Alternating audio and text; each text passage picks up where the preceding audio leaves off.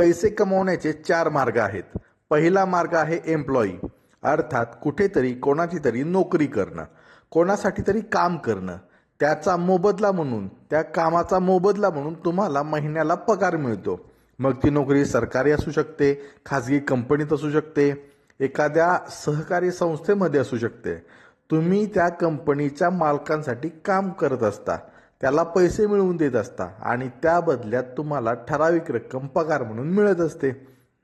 दुसरा मार्ग आहे सेल्फ एम्प्लॉई, म्हणजेच स्वतःची नोकरी करणे, स्वतःसाठी काम करणे, स्वतःला पगार देणं. उदाहरणार्थ दुकानदार, जो सकाळी दुकान उघडण्यापासून रात्री दुकान बंद करेपर्यंत सगळी कामे स्वतः करतो. तसं पाहिलं तर तो एक व्यावसायिक असतो, पण सगळी कामे स्वतः करावी लागत असल्यामुळे तो सेल्फ एम्प्लॉई या प्रकारात येतो. तो जेवढं काम करेल तेवढेच त्याला पैसे मिळतात. तिसरा मार्ग आहे बिझनेसमॅन. इथे एक व्यवसाय असतो, पण याचा मालक स्वतः सगळी कामं करत नाही. तो फक्त नियोजन करतो आणि इतरांकडून काम करून घेतो.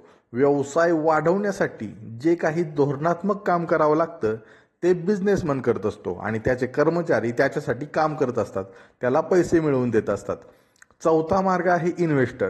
यांच्याकडे भरपूर पैसा असतो आणि या पैशाचा उपयोग ते अजून पैसा मिळवण्यासाठी करत असतात. इन्व्हेस्टर आपला पैसा वेगवेगळ्या ठिकाणी गुंतवत असतात, वेगवेगळ्या उद्योगधंद्यांमध्ये गुंतवत असतात आणि तिथून त्यांना मोठ्या प्रमाणात पैसे मिळत असतात.